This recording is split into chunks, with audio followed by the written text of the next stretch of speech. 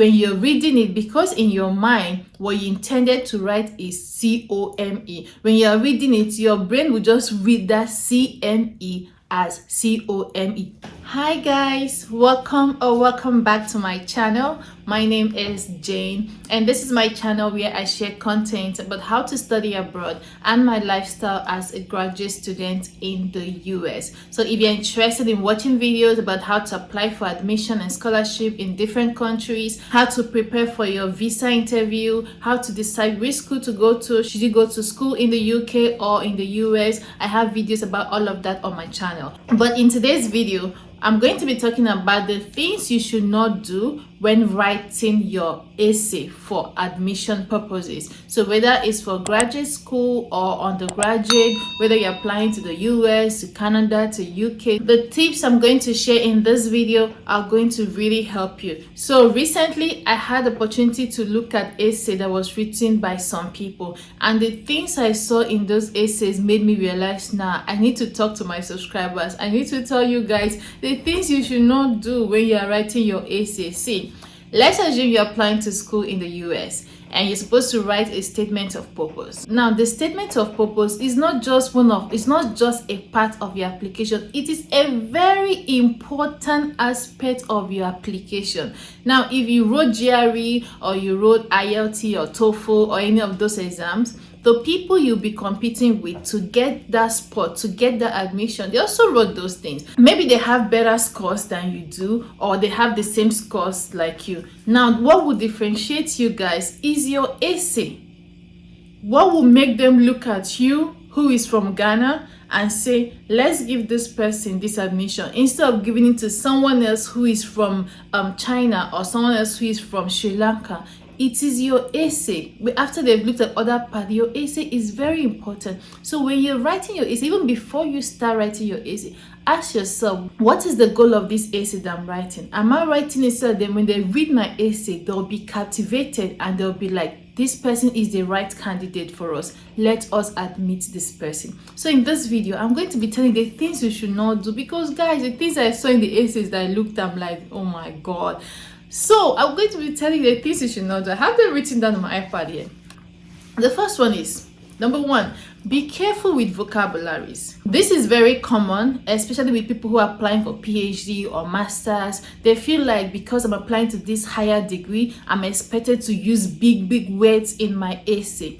But the problem is, some of these big words, they have more than one meaning. So you might end up using a word trying to express something, but the person who is reading it will understand it in a different way. So I'm not saying you shouldn't use big vocabularies, but be very careful how you use them. Not that you're writing something in one sentence, you have like 2-3 vocabularies. You can even confuse the person that is reading it. So be very careful on how you use vocabulary. It's better you use simple English, simple terms that when somebody read it, they will understand. Even if you are using vocabulary, use common vocabularies that are not like something that'll be like, oh, let me go and look for dictionary and know the meaning of what this person wrote. They don't have the time to do that. So make sure you are using words that are easy to understand and not so simple. If you want to use vocabularies, use them, but make sure they are very easy to understand. Not big grammar, you're just confusing, or maybe you're ending up passing the message that you do not want to pass across. So be very careful with how you use vocabularies. I mean, be very careful with how you use big words in your essay. The next point is, make sure you are answering the prompt of the essay you were asked to write. So now some schools, when they ask you to write an essay, they will tell you what to write about. Maybe tell us about a time you were able to overcome difficulties and how you managed it, or maybe tell us about your academic goals, maybe tell us about your future plan. They can write 3 to 4 prompts in one 3 to 4 things in one prompt and tell you to write the essay. Make sure you give equal weight to all of the questions in your prompt. Don't just focus on one part. Make sure you're exactly answering the question. Say for instance, they tell you, tell us about your academic goals, or tell us about a time you faced difficulty and how you were able to handle it. Don't go and focus on only one and write about this thing, and then the other ones you just write 1 or 2 things. No, make sure you are talking about everything they asked for in the prompt very, very well. Make sure you answer the prompt. That is my question. Don't feel like, okay, this is an opportunity for me to write, I'm just going to say anything. Make sure you are answering the prompt they gave you to write, because when they are grading you, it's the prompt they are going to look to grade you. For instance, if in the essay they asked you to write, they gave you 3 questions to answer in the essay, and then you focus and you wrote very well on one, and the other 2 you just wrote something small about them. When they are grading you, you will score high on the first one, but the ones you didn't write well about, you just lose marks there, and that can make you not get the admission. Make sure you're answering the questions when you're writing your essay. Another thing that is very common when you're writing, not just for essay, for any writing, is typographical errors. So you can be saying, you want to write come, you type CME, and when you're reading it, because in your mind what you intended to write is COME, when you're reading it, your brain will just read that CME as COME, and you just continue. That's how we have typographical errors in our writing. But if you take your time to read your essay over and over again, you'll be able to correct the errors. Even if you're not able to correct them, one thing that I do that helped me is using Grammarly. Now I'm doing free advert for Grammarly.com, but I use Grammarly.com. You don't even need the premium one to be able to access it before you come and say they want you to pay. You can use the free one to do your thing. Just go to Grammarly, put in your essay. You realize that there's so many typographical errors there. Use Grammarly to correct your errors. Because if the person grading you picks up your essay to read, first line, second line, third line, they are seeing errors, they already get discouraged, or somehow in their mind they already say, this one doesn't know what they are doing. They will just read it anyhow. But if your tenses, your words are correctly written, the way you write it is correctly written, they'll be happy. They'll just be reading it to be flowing. So be very careful of typographical errors, grammatical errors. So something I also noticed that a lot of people do, is including their GPA in their essay. For me, I think the times that you should include your GPA in your essay are: number 1, if your GPA is really high, maybe you had a really high GPA, you made a first class, so you want to use the opportunity to stylishly tell them, see, I'm so smart, so that's how I was able to make a first class in my undergraduate degree. And hey, you can mention it. Find a way to put in your GPA inside your essay. The second time you can also put it is if your GPA is really, really low and you're scared that they might not admit you when they look at your CV and see your really low GPA. So you want to use your essay as an opportunity to explain to them why you had a low GPA. I've made a video on this on how to gain admission even with a low GPA. Check my channel for the video. Now, if you want to talk about this, you want to use the essay as an opportunity to explain to them, then you can mention it. Okay, when I was an undergraduate, this and this happened. That was why I ended up getting this type of GPA, but along the line I've worked hard to improve myself. I've done this, I've done that. But if your GPA is just average, or it's just low, not like it's terribly low, it's just average, I don't see the point mentioning it. Let's assume your GPA is 3.2 out of 5.0. Don't mention it. It's already on your CV. Allow it to stay on your CV. Focus on the prompt. Focus on how you can sell yourself, because your essay is an opportunity for you to market yourself. So showing a 3.23 out of 5 GPA is not helping your case. Let it be in your CV. You've already I'm pretty sure you've checked and you said that you've met the cutoff mark. Let it be there. Focus on what they told you to write and write it. That if you want to know how to write a good essay that will give you admission, how I wrote my own essay that gave me admission and scholarship, I've made a video on that. This video up here, go and read. In that video, I explain step-by-step way of writing your essay from one paragraph to the other. Watch that video and it will guide you. So let's continue. Another thing that I noticed that people do is including their age and where they are from. Some people will say, my name is Kwame Mensah. I am 25 years old. I am from Kumasi, Ghana. No, I don't think it's necessary.